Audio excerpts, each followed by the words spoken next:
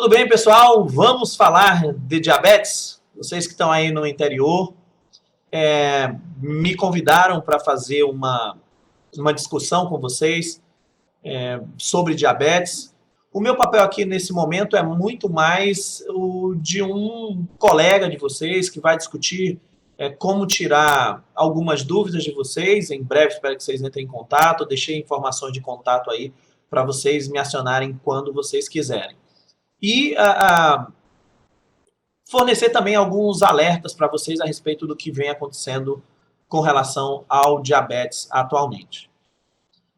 Só para vocês terem uma ideia, uma em cada 11 pessoas, um em cada 11 adultos na faixa etária de 20 a 79 anos tem diabetes atualmente. Isso representa algo em torno de 463 milhões de pessoas.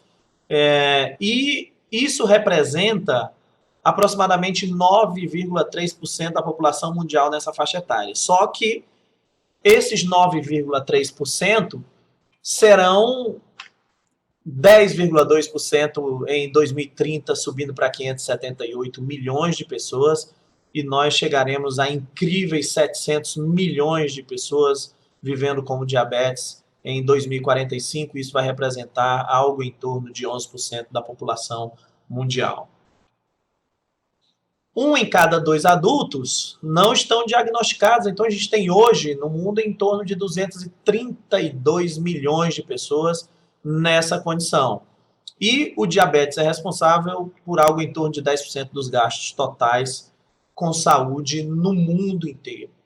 Isso representa atualmente em torno de 760 bilhões de dólares, dos quais o Brasil também tem um bom percentual, porque aqui no Brasil, além do impacto da doença, nós temos um impacto adicional por uma série de condições crônicas associadas, complicações associadas ao diabetes, e também por conta de um investimento que ainda não é o adequado para o combate à doença.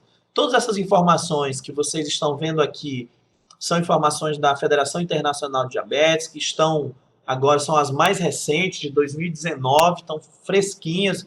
Temos uma publicação agora, o Atlas já está disponível agora, vocês já podem pegar no final da apresentação. Eu mostro também alguns materiais que são importantes para vocês que quiserem se aprofundar no assunto e ter algumas informações a respeito da doença. 1 em cada 13 adultos tem intolerância à glicose, que é um outro problema muito sério que a gente tem na atenção básica de saúde no Brasil.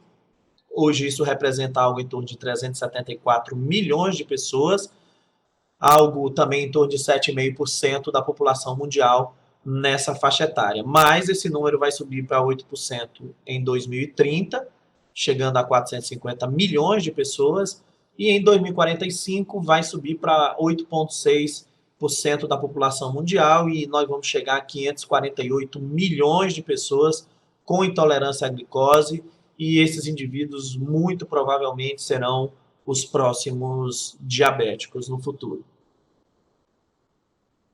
1 em cada 5 pessoas com diabetes tem acima de 65 anos de idade, isso representa 136 milhões de pessoas, e como vocês sabem, a nossa população brasileira também não é mais uma população tão jovem, nós estamos numa transição epidemiológica importante, e nós vamos ter mais de 50 milhões de idosos no Brasil num período não muito distante, e, consequentemente, nós teremos também um aumento significativo na incidência e na nossa prevalência de diabetes. Temos aí 1.100.000 crianças e adolescentes abaixo de 20 anos com diabetes tipo 1.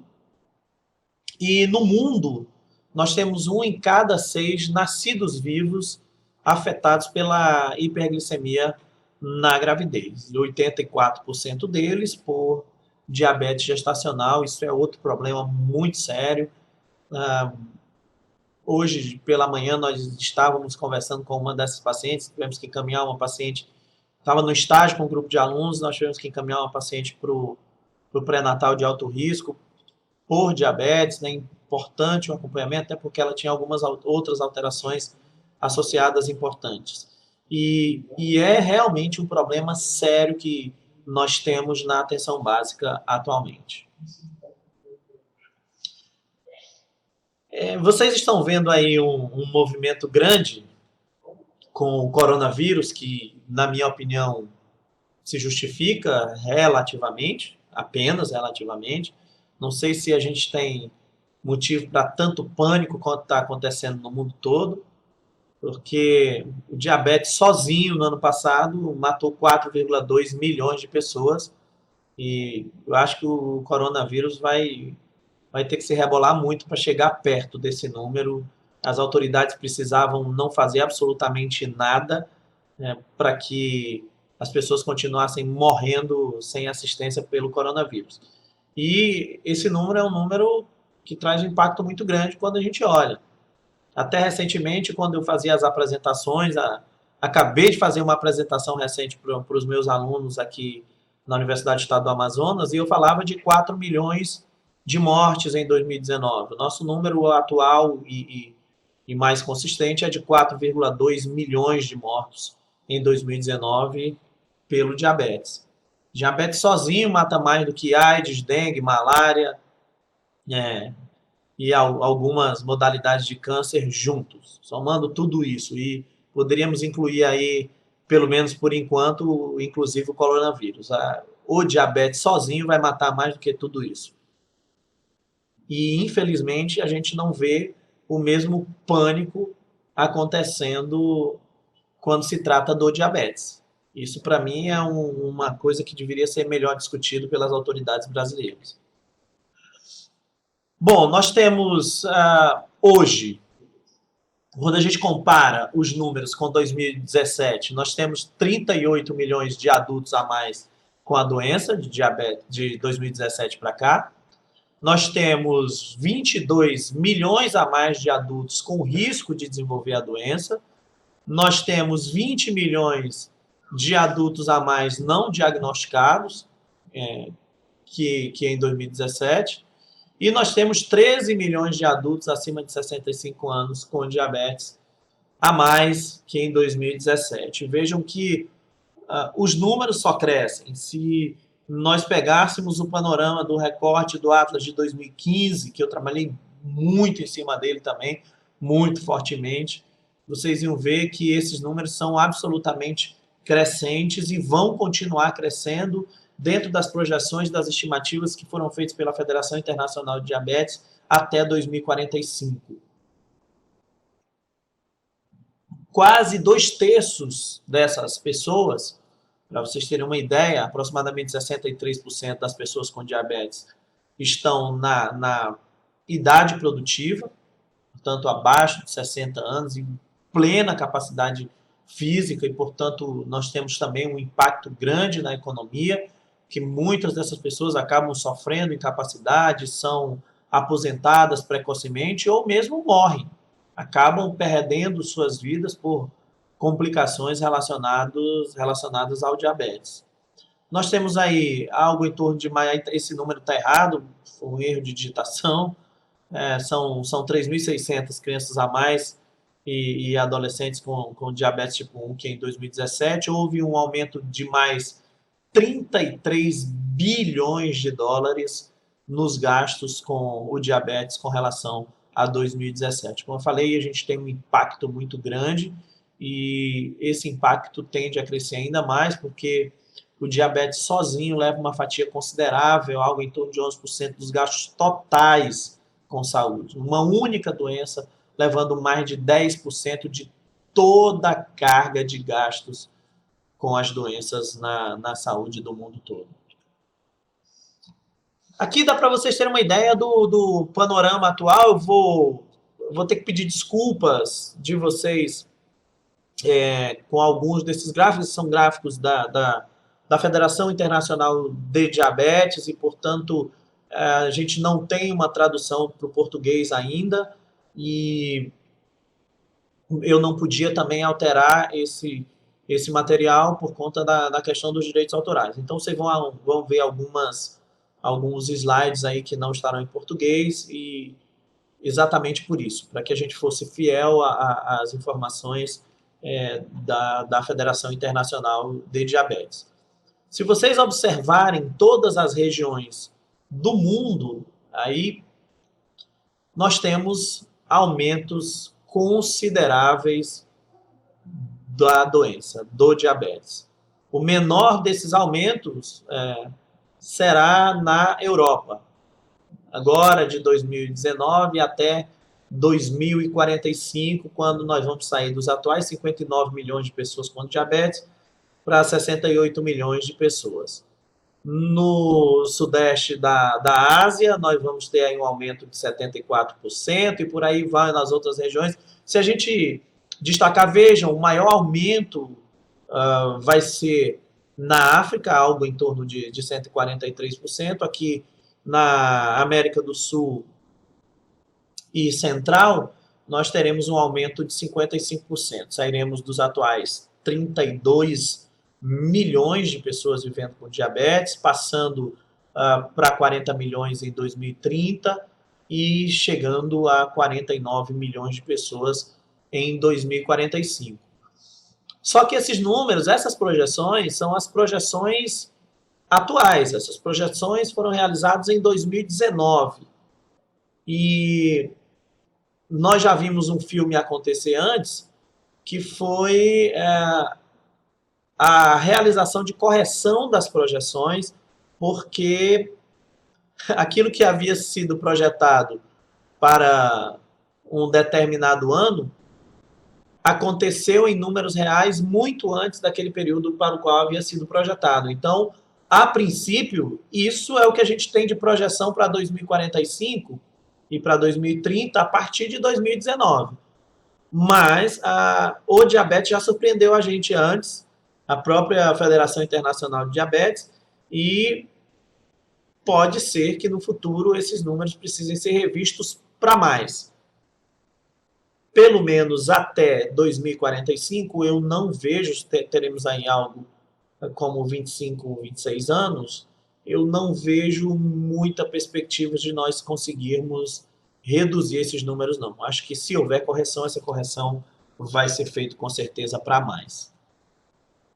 Aí, para vocês verem as estimativas e projeções globais, vejam que essas projeções são crescentes a partir do ano 2000, quando elas começaram a ser feitas, em 2000, 151 milhões de pessoas, foram para 194, 246, 285, 366, 382 e seguindo, chegaremos a 380 em 2000, chegamos a 380 em 2006, na verdade, que temos uma projeção de chegar a, sei lá, 333 em 2003, mas chegaremos a 700 milhões, como eu havia mostrado lá em 2045. Esse ano de projeção, né? Vamos ver o que a gente tem de possibilidade para isso. Ele está apresentando aí o número no Atlas de 629, mas a previsão era de 630 milhões de pessoas em 2017. Então veja que uma diferença de projeção de apenas 1 milhão de pessoas para o que a gente tem de realidade, portanto essas projeções são bastante confiáveis. Aqui para vocês observarem a prevalência de pessoas vivendo com diabetes aí pelo mundo. E como vocês podem observar, né, os países com baixo desenvolvimento têm teoricamente, uma incidência menor do diabetes do que nos países subdesenvolvidos, em desenvolvimento e nos países desenvolvidos, mas isso provavelmente é apenas o resultado de subnotificações, isso daí com certeza, infelizmente, não representa a realidade, e também pode representar a realidade em parte, porque em muitos desses países as pessoas vivem pouco. São países que, portanto, ainda têm uma alta carga de doenças infecciosas e parasitárias, com uma alta mortalidade ainda, uma alta taxa de mortalidade em todos os níveis, em todas as faixas etárias, e que, portanto, impede que as pessoas tenham uma maior expectativa de vida e, consequentemente, não vivam o suficiente para desenvolverem a doença nas faixas etárias mais avançadas. Mas existe muito também, obviamente, da qualidade dos serviços e, como eu falei, a questão das subnotificações. Número de pessoas vivendo com diabetes, vejam que as áreas urbanas são bem prevalentes, a gente tem, mesmo quando nós observamos as projeções, não há uma variação muito grande na população rural vivendo com diabetes, mas a população urbana segue crescendo no número de casos de diabetes. Aqui, para vocês terem uma ideia dos 10 principais países com diabetes e dos gastos que eles têm com saúde. Então, o Brasil aparece ali em quinto lugar, mas vejo que, comparado aos Estados Unidos e de China, o nosso gasto é comparativamente ainda muito baixo, e eu acredito que isso deve aumentar significativamente nos próximos anos. E, principalmente, que se nós observarmos os gráficos, compararmos, por exemplo, com os Estados Unidos, que é o país um pouco mais próximo do Brasil, apesar de ter uma população muito maior, mas se vocês observarem aí nos dois gráficos, o gráfico americano, que é o terceiro da esquerda para a direita, e o Brasil, que é o quinto, vocês vão ver que os Estados Unidos têm um pouco mais de casos do que o Brasil, né? E quase beirando o dobro, mas não chega ao dobro de casos. Só que o gasto é pelo menos 5 a 6 vezes maior. Então, tem muito que ser revisto ainda no Brasil. E, claro, o perfil populacional, o perfil da população brasileira e especialmente o perfil epidemiológico da população brasileira define muito isso daí. Índia e China, obviamente, são países muito mais populosos, então o número de casos é efetivamente muito maior. Vejam que a Índia tem mais que o dobro de casos, quase o triplo de casos do Brasil e gasta 5 vezes menos. Né? Não é um país para a gente usar como referência para essas comparações. Proporção de mortes de pessoas antes de completarem 60 anos de idade, se vocês observarem ali, o Brasil está numa faixa maior, né, que 80%. Então, desculpa, o Brasil está na faixa de 40% a 60% ali. Estou olhando ali para os países da África, na verdade. O Brasil está com uma faixa de 40% a 60%, mas é uma taxa de mortalidade ainda muito alta pela doença. Total de diabetes relacionado aos gastos com adultos acima de 20 e até 79 anos, né, são de pessoas vivendo com o diabetes. Observem que os gastos são absolutamente crescentes em todos os anos a partir de 2006, e esses gastos vão continuar crescendo. Nós não temos uma perspectiva de redução dos gastos com a doença. Mas quando a gente olha os custos relacionados por pessoa, nós verificamos que há uma diferença gritante, uma diferença grosseira entre os países desenvolvidos, os países em desenvolvimento e os países de terceiro mundo, os países subdesenvolvidos.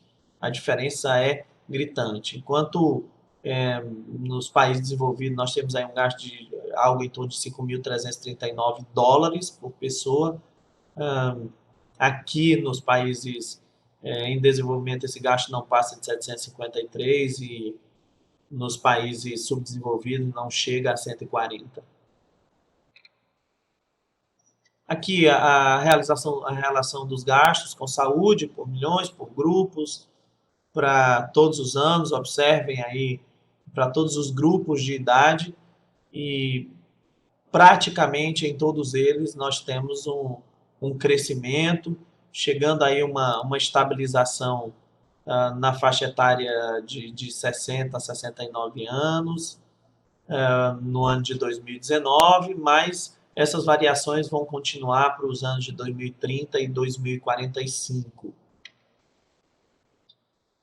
Bom, 42% dos adultos aqui na América do Sul, isso representa 13 milhões de pessoas, estão doentes com diabetes e não estão diagnosticados, e 34 milhões de adultos têm intolerância à glicose aqui na América do Sul e também na América Central, representando aí 10% da população regional nessa faixa etária. E o Brasil apresenta aí mais de 9% da prevalência comparativa ajustada por idade para diabetes aqui para a América do Sul. Então, portanto, o Brasil tem uma participação muito grande, na verdade, é a maior participação no número de casos aqui na região, na América do Sul e Central. Aqui só para vocês terem uma ideia de como é que vai ser a evolução da doença aqui na América do Sul, que inclui também parte do Brasil, inclui também o Brasil. Nós vamos sair dos 335 milhões de pessoas em 2019, chegando a 417 milhões de pessoas até 2045. Vamos ter aí uma prevalência regional de 9,4%, que vai subir para 10,6% em 2030 e chegará a 11,8% em 2045. E aí nós vamos ter em 2045 aproximadamente 11,8% desses 417 milhões, que será a população adulta em 2045 aqui na América do Sul e Central. E nós teremos então 49,1 milhões de pessoas vivendo com diabetes em 2045, é um número absolutamente assustador para uma região tão pequena. E nós tivemos, na verdade, para 2019, 243.200 pessoas que morreram pela doença. Vejam que, comparativamente aos outros países, o nosso gasto ainda é um gasto baixo. Nós gastamos algo em torno de 70 milhões em 2019 e vamos chegar a 85 milhões em 2045. Temos aí, quando pensamos a prevalência, a tolerância normal à glicose, a intolerância à glicose, uma prevalência regional de 10,1%, que chegará a 11,5% também. Números de pessoas com tolerância normal, nós vamos saltar dos 33,9 milhões atuais para os 48 milhões em 2045. Então vejam que são números absolutamente assustadores quando a gente pensa no crescimento da doença, e isso tende a piorar depois de 2045. E é difícil a gente prever alguma coisa, mas a princípio, pelo menos da forma como eu vejo as autoridades se comportando aqui no Brasil e nos outros países, vocês podem ter certeza que a situação é ainda pior, pelo menos nos outros países em desenvolvimento, nós teremos números ainda mais assustadores da doença. E aí nós vamos ter uma prevalência do diabetes não diagnosticado dos atuais 41,9%, no Brasil são 46% de indivíduos não diagnosticados, praticamente 1 em cada 2, e nós vamos ter aí, temos 13,3 milhões de pessoas que não sabem que estão doentes. Temos 127.200 crianças e adolescentes com diabetes tipo 1, e desses aí nós temos 12.300 não diagnosticados. Quando a gente olha para o Brasil, por exemplo, nós temos, todos os números são crescentes, né? Quando a gente pensa nas pessoas vivendo com diabetes, vamos saltar aí de 7 milhões e meio para 16 milhões, para 21, para 25, até chegar em 2045 com um número absolutamente assustador. E a prevalência também aumenta o tempo todo. Saímos de 6,4 em 2010, aumentamos, chegamos a a pouco mais de 8%, 8,6% em 2017, essa informação não está aí, chegamos agora a 10,4% de prevalência em 2019, chegaremos a 12% em 2030 e passaremos a 12,7%, quase chegando a 13% de prevalência em 2045. E nós temos quase 8 milhões de pessoas sem diagnóstico aqui no Brasil e, como eu falei para vocês, uma proporção de quase 1 para 2. Os números de intolerância à glicose também aumentaram de 2010 para 2019, quase dobrando, saindo de 9 milhões para 15, e vamos dobrar em 2030. Em 20 anos, nós vamos dobrar o número de pessoas com intolerância à glicose. Então vejam que os números são realmente absurdos. Mortalidade, 2019, saímos aí de 83 mil em 2010 para 135 em 2019. Proporção de mortes relacionadas ao diabetes em pessoas abaixo de 60 anos de idade, 40,3%. Nós temos novos casos também de diabetes tipo 1 e por aí vai. Não vou ficar lendo esses números para vocês, apenas para mostrar que a situação do Brasil não é uma situação muito diferente do que a gente mostrou para vocês no resto do mundo. Não fiquei detalhando, não era objetivo nosso ficar detalhando essa questão de cada país. Vocês podem depois buscar essa informação, eu posso passar para vocês. Apenas para que vocês entendam a magnitude dessa doença e os estragos que ela está fazendo na nossa população. Um dos maiores problemas que nós temos quando se trata de diabetes são as complicações associadas à doença. O diabetes é uma doença absolutamente cruel e coloque uma coisa na cabeça de vocês.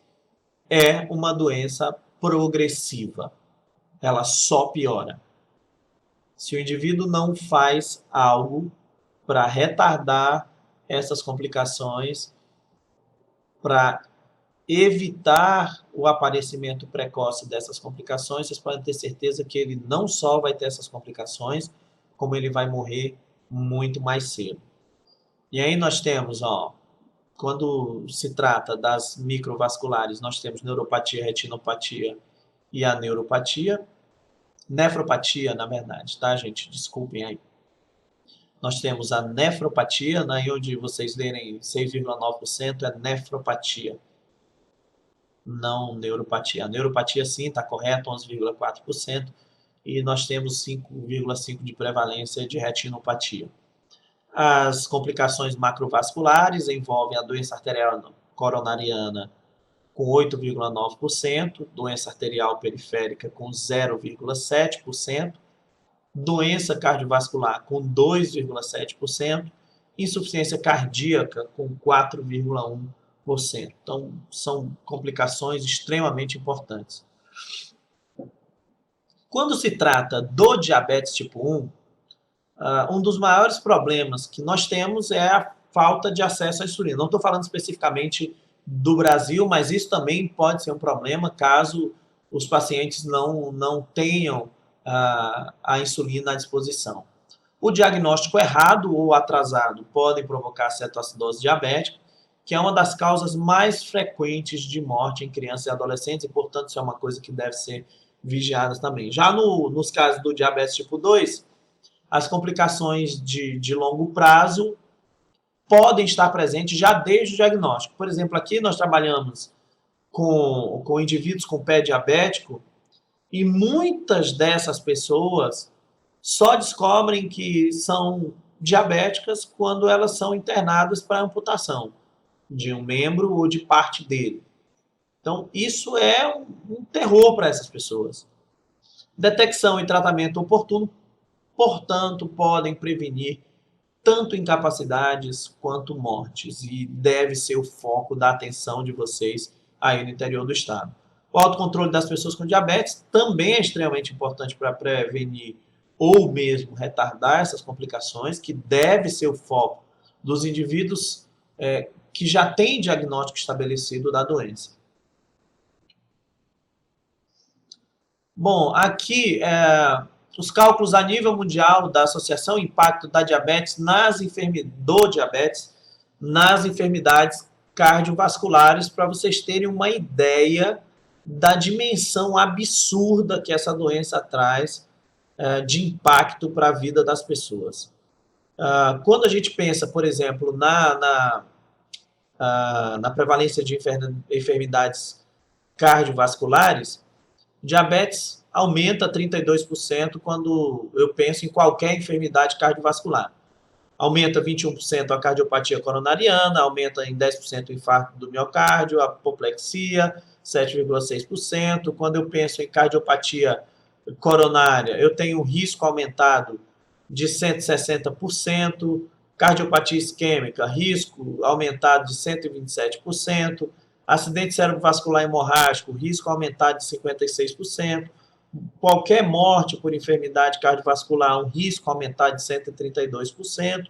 Nós temos algo em torno de 5,8 anos de vida perdidos em homens de 50 anos ou mais e 6,4 anos em mulheres de 50 anos ou mais. Então, isso é um impacto muito grande, como vocês podem ver, com riscos aumentados e, consequentemente, uma mortalidade bastante aumentada também por conta do aumento de risco nessas complicações.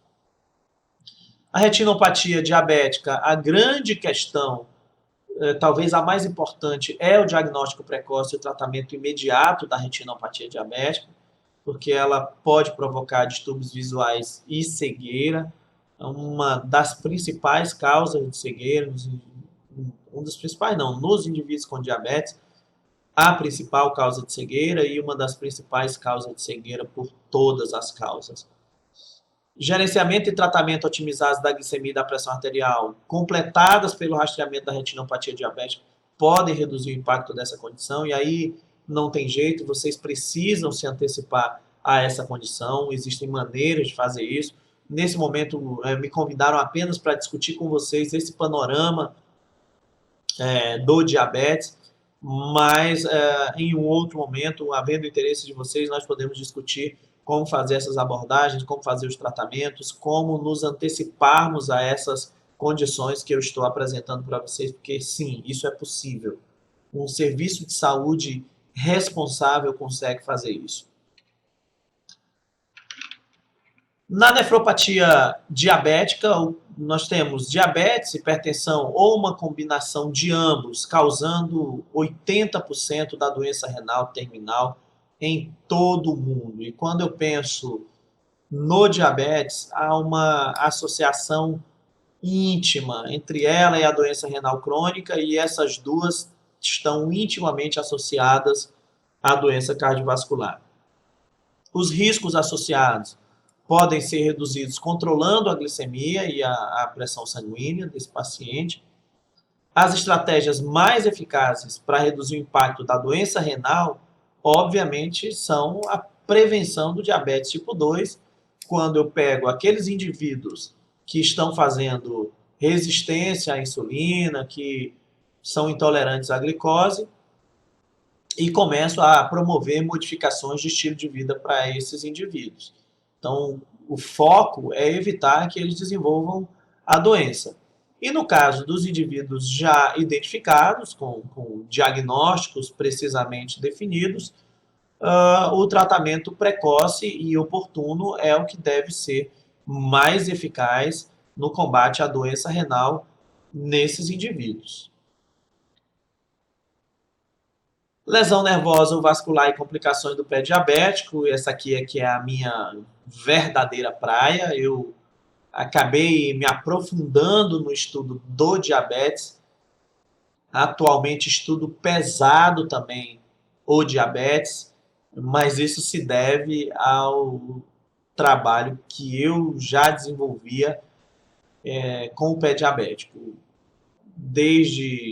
Trabalho com pacientes diabéticos desde 1996 mas comecei a trabalhar pesado e como especialista, com foco para valer nesses pacientes a partir de 2010, quando me tornei especialista em estomaterapia. Essa lesão nervosa vascular afeta de 40 a 60 milhões de pessoas com diabetes no mundo todo e são uma importante fonte de morbidade nesses pacientes. E é importante ficar atento porque indivíduos com úlceras e amputações vão ter uma redução significativa não só na qualidade de vida deles, mas principalmente vão ter um risco aumentado de morrer precocemente. Isso é um aspecto sintomático da doença. As evidências quanto a isso são absolutamente consistentes e é fato. Não tem como fugir disso. Menos de um terço dos médicos, infelizmente, menos de um terço reconhece os sintomas da neuropatia periférica relacionada ao diabetes, os sinais também envolvidos nessa condição. E como resultado, nós temos diagnósticos incorretos que contribuem bastante para as altas taxas de mortalidade nesses pacientes. Nós vemos muito os pacientes perdendo tempo por falta de uma avaliação precisa no diagnóstico desses indivíduos. Nós também temos as complicações relacionadas ao diabetes na gravidez. E aí, na gravidez, a doença está relacionada a múltiplos desfechos adversos. Porque as mulheres com diabetes mellitus gestacional têm um risco tardio de desenvolverem o diabetes tipo 2, especialmente 3 a 6 anos depois do parto. Por outro lado, a exposição à hiperglicemia no útero também vai predispor as crianças a um alto risco de estarem acima do peso ou obesa. Isso acaba, consequentemente, levando à resistência à insulina associada ao desenvolvimento e intolerância à glicose como consequência. E o futuro disso não pode ser outra coisa senão, obviamente, o desenvolvimento do diabetes tipo 2, absolutamente relacionado aos indivíduos com sobrepeso ou obesidade. Como é que a gente faz, então, a abordagem a essa doença? Atualmente, nós não temos uma intervenção segura e eficaz para prevenir o diabetes tipo 1. Existem evidências claras de que a prevenção primária do diabetes tipo 2 pode ser eficaz. Monitoramento regular dos fatores de risco para complicações, intervenções precoces vão reduzir as hospitalizações nesses indivíduos e, consequentemente, também melhoram os resultados clínicos. E, obviamente, aquilo que nós discutimos um pouco antes, a respeito da disponibilidade de medicamentos. É um foco absolutamente essencial no combate à doença e no controle tanto no adiamento quanto no controle das complicações relacionadas à doença. Aqui os documentos que eu falei que são importantes para vocês, aqui alguns documentos publicados pelo Ministério da Saúde brasileiro, alguns cadernos da atenção básica, o 36 que trata de diabetes, o 37 que trata de hipertensão, o 40 que é específico para a pessoa tabagista, o 38 que é específico para pessoas com obesidade e, obviamente, o manual do pé diabético, que já deveria ter sido reformulado, já tem muitas outras novidades, mas a base continua bem estabelecida aí no nosso manual. E internacionalmente, vocês podem buscar a Federação Internacional de Diabetes, baixar lá os atlas de todas as edições. Eu tenho todos esses atlas, mas vocês podem baixar no site, não é fácil, entra lá, baixa os atlas, analise. Infelizmente, nós não temos tradução para o português, mas já tem a tradução para o espanhol, pelo menos, que é mais próximo para quem tiver dificuldade com o idioma. E aqui os guidelines, né, do grupo de trabalho internacional de pé diabético, que propôs alguns documentos que estão aí quentinhos, saindo do forno, absolutamente importante para o trabalho com os indivíduos com pé diabético, doença arterial periférica. Enfim, essas guidelines estão muito bem estabelecidas, são curtinhas, não são cansativas para a leitura, mas infelizmente, a exemplo dos outros, também ainda não há tradução para o português, apesar de uma instituição portuguesa ter feito a tradução para a língua portuguesa de Portugal de algumas recomendações dos últimos documentos. Aqui são outras guidelines importantes também, intervenções para cicatrização de feridas, infecções, classificações, por aí vai. Então, eu me coloco à disposição de vocês. Vou ter que encerrar a apresentação, porque nós vamos ter uma banca de mestrado aqui na sala. Fiquem à vontade para entrar em contato. Vocês têm os meus contatos aí. Acabei esquecendo de colocar o e-mail para vocês, mas o e-mail é aqui da UEA, o jnbezerra@uea.edu.br, jnbezerra@uea.edu.br, e o e-mail que eu mais uso, até mais do que o da universidade, o enfermeironilson, tudo junto, enfermeironilson@uol.com.br.